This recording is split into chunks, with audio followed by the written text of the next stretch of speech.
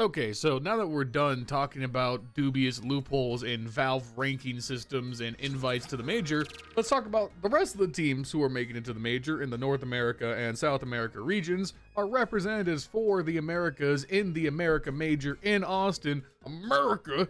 This was the video I was gonna do yesterday, and then I got distracted by the other things. We did that video instead. Basically what I'm gonna say is we're gonna yap about the MRQs for like 15 minutes and then get out of here, alright? Is that cool? Sound good to you? Sounds good to me. Did I tell you guys I bought a grill for myself for my birthday? It's only because of you that I was able to do that, by the way. Thank you guys so much for the support. If you want to fuel my grilling shenanigans, you can do so by liking the video, leaving a comment down below, and subscribing to the channel so we can reach 10K subscribers by the end of the year. It also helps out immensely the YouTube algorithm, so thank you for doing it. And finally, let's subsidize that grill expense by thanking today's sponsor. Okay.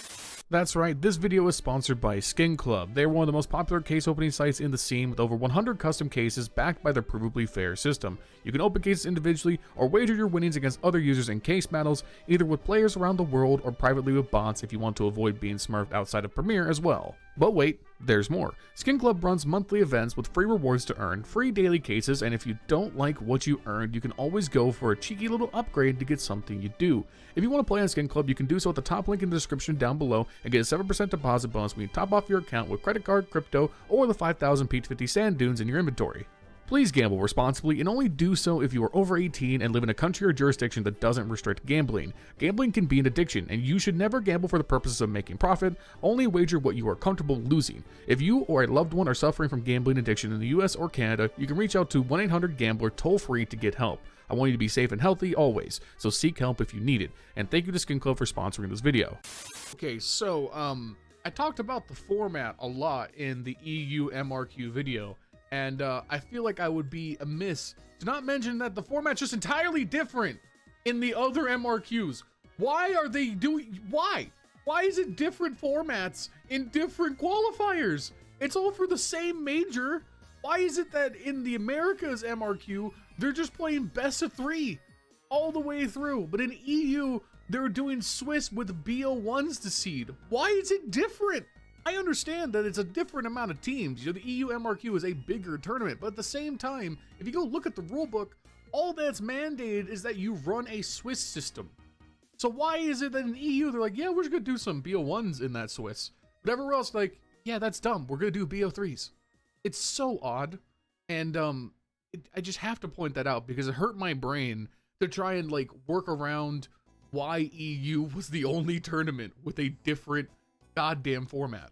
And as we get into the North America results first here, I just want to let you guys know off the top, this is largely going to be an audio only kind of video. Put me on the other monitor, maybe finally clean up your room, do those dishes you've been putting to the side for like 3 days, and just listen to me yap, because we're going to talk about first the 3 teams who made it out of NA.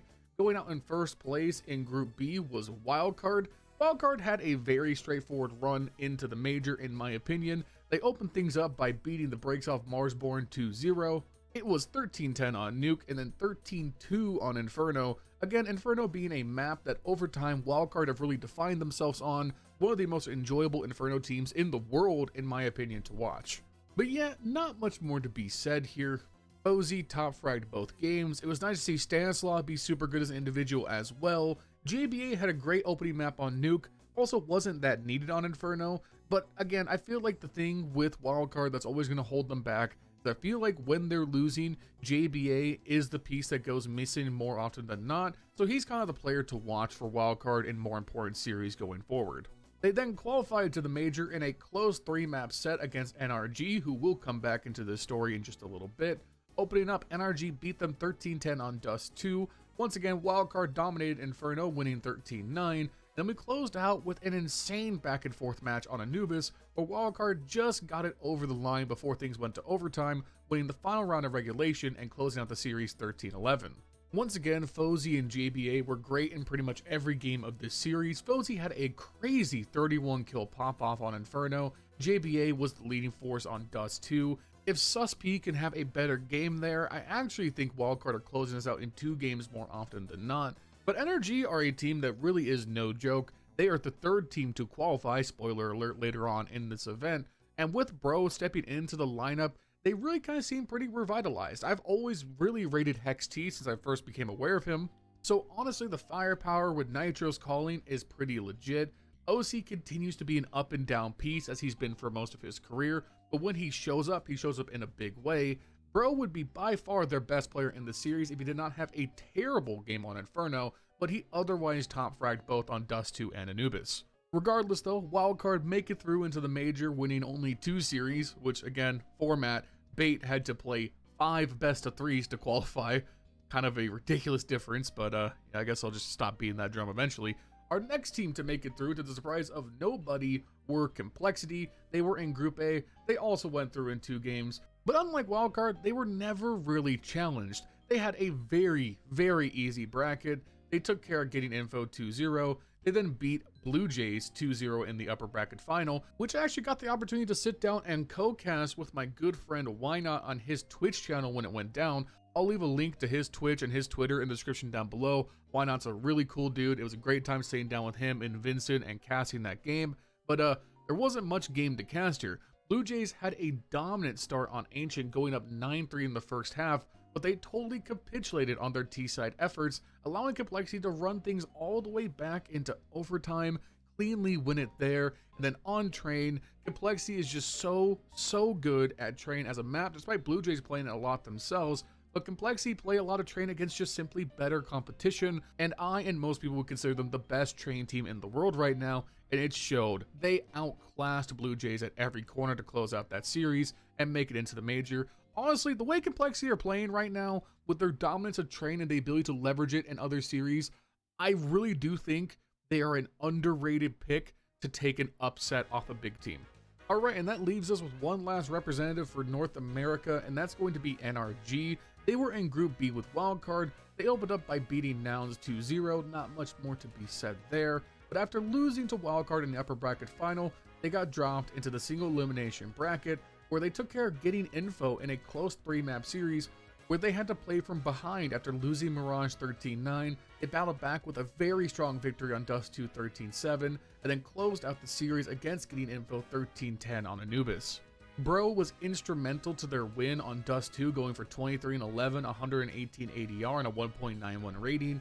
And then to keep their tournament hopes alive, their major hopes alive, who else but Captain fucking America, Nitro on Anubis, with a throwback carry performance, going for 26-13, 101 ADR, and a 1.59 rating. And dude, even though he doesn't get to op much anymore, he's stuck on the rifle. You know, we're far past the prime of 2019 Nitro. He is still one of my favorite players to watch when he's on his game. Very smart, very cerebral, and frankly, I'm just glad we have him back and away from Valorant, because he's just a great member of the scene, and he could give so much to a player with so many young players like this. We now come to the 3rd place decider match between NRG and Blue Jays. NRG just take a very, very strong victory 2-0 in the series. They 13-4 Blue Jays on Train, and then Dust 2 went to overtime, but NRG clean sweep it in OT to win 16-12 and make it into the major. This is the first time NRG have been back in a major since StarLadder Berlin in 2019, and it just shows how much this org has been going through roster after roster. So many struggles after selling that core to Evil Geniuses, that Cirque Breezy core that everyone really loved, the one that won ESL 1 New York back in 2019 as well. And honestly, I just have a lot of respect for this lineup. I think they've took a lot of disparate leftover pieces. You have great young talent in HeXT and OC. And then honestly, what a big fuck you to Astralis. Bro is in the major. Astralis are in Cancun. You love to see it. Fuck Astralis. All my homies hate Astralis. Let's go ahead and start talking about South America. Getting right into it, our first team to make it out of this qualifier were Imperial. And honestly, just good to see them getting a chance in some bigger tournaments here. Unfortunately, a lot of the events this year where Imperial could have played in, Imperial Female were given the priority invite. VRS has a lot to do with that. Also, marketing has a lot to do with that. But the end result is that Imperial, who are a fun team to watch, have not had as many opportunities as they otherwise should have, which is shitty. Nothing can really be done about it, but at least they're going to be able to play in the major, which at the end of the day, biggest tournament on the calendar, at least they're going to get that. Here, they opened up by taking care of Odic in the first series 2-0. And then the qualifying game, they beat Sharks also in 2-0. Felt like both of these games, Imperial were pretty unbothered, quite dominant, pretty much the whole way through. Against Odic, They beat them on Anubis 13-8, then close out on Dust 2 pretty convincingly 13-9 as well. I think Descenti has always been a very entertaining player to watch, but Try was really just dominant on both these maps in the series. Him and Vidi kind of trading spots on Anubis, and then on Dust 2 he pops off for 28 kills, a 2.09 rating, and 134 ADR. A pretty ridiculous carry job from him, but honestly it didn't feel like Odic really had any firepower to remotely match what Imperial were outputting. Felt like it was kind of just a given they were going to lose this game to me. Please keep in mind, I am not very familiar with the Brazilian scene, especially in the Tier 2. I have no idea if these teams play each other regularly. Maybe I'm totally wrong on that, but it felt like, watching it back, that Odic really did not have a chance against Imperial. Maybe I'm wrong on that, but it's just my gut feeling. And then in that qualification game against Doc, we saw Descenti really put on a show. On Anubis, he was their top fragger. They closed out that game 13-6, and then blasted Sharks on Mirage 13-4. A little bit hard for Sharks to swim in the desert, as it were. That was a terrible joke, and I'm leaving it in. If it seems like I'm kind of breezing past these games, it's because I don't really have too many thoughts, especially on the opposition. These are teams that I just never, ever watch. Like, I don't know anybody on Sharks. That's just kind of how it is. I mean, Doc's on the team, not to be confused with the European Doc, the one everyone was pretty sure that he almost definitely cheated way back in the golden days. No, this is just a different Doc. No relation whatsoever. I'm just not that surprised when Imperial bounds out a team that is almost 20 ranks lower than them in the world standings. That's just, you know, a game you should be winning more often than not. In Group B, this might be a hot take, but I was genuinely shocked to see Fluxo be the team that cruised out in the upper into the major, because honestly, I've seen more of Bestia and Legacy and Red Canids than I have of Fluxo, and I really just didn't think they were the best team in this group. So I would have given a lot more credence to Legacy, especially, maybe Red Canids. I just did not have Fluxo 2-0ing both their games on my bingo card for this event. They took care of Bestia pretty soundly, 2-0 like I said in the opening game. They beat them 13-10 on Dust 2, and then just ran them over 13-3 on Ancient. I don't really have any more thoughts on this series beyond the scoreboard. I'm sorry. I honestly thought in the upper bracket final game that Legacy were the better team. They're higher ranked. I just know these players more familiar on Legacy. I'm just surprised that Fluxo 2-0'd them, to be perfectly honest with you. And it wasn't particularly close either. 13-6 on Dust 2. Felt like Legacy could just never get any momentum going. Their CT side got absolutely blotted out. And when they couldn't win the pistol round on their T side to start off early, it felt like they were just in an unrecoverable position. You're already down 9-3. You lose the pistol round and the force buy. You're already down 11-3. It's just, you're not going to be able to bring a game back from there unless something goes horribly wrong.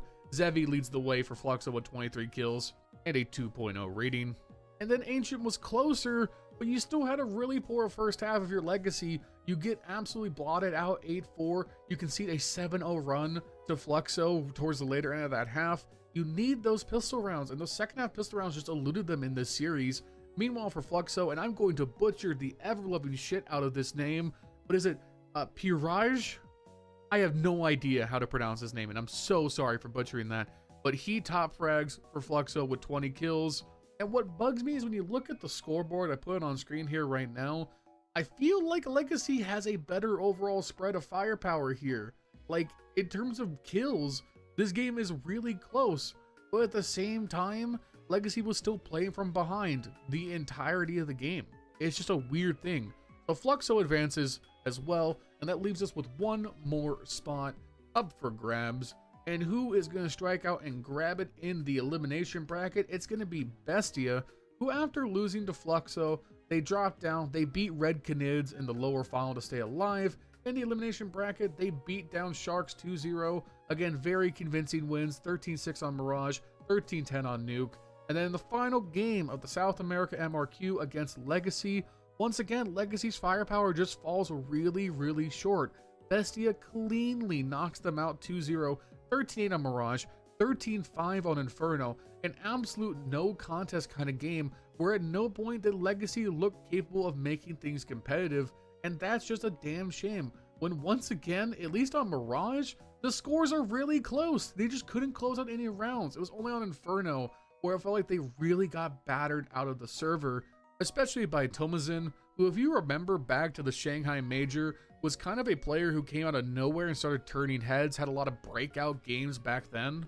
and it was definitely cool to see him continue that output here. I'm really excited to see him in another major. Unfortunately, Bestia are just a tier of organization where he's not going to get many big LAN opportunities, but so far, every time he's made it to one of them, he's shown a very, very high quality of play, so I want to see him do it again. And with that, we now have our final 6 representatives from the Americas regions who are going to be playing in the Austin Major next month. Complexity, NRG, Wildcard, Bestia, Fluxo, and Imperial. These teams will be moving on to stage 1 of the Major, which, if you've been paying attention to how VRS works, is basically what the RMRs used to be. It's the first leg of the Austin Major journey, and now we can look forward to it. There's still a little bit more time. We have PGL Astana, IEM Melbourne in the meantime, which we'll be covering here on the channel. First up is the Down Under with IEM Melbourne, which we'll be recapping here on the channels. Hopefully you guys enjoy that when it's done. Make sure you leave a like, leave a comment down below, and subscribe to the channel if you haven't already. It helps out immensely in the YouTube algorithm. Help me hit 10K subs by the end of the year. I really appreciate it. Thank you to SkinCo for sponsoring this video. If you use the link in the description down below, you get 7% deposit bonus the next time you fill up. Please gamble safely and responsibly.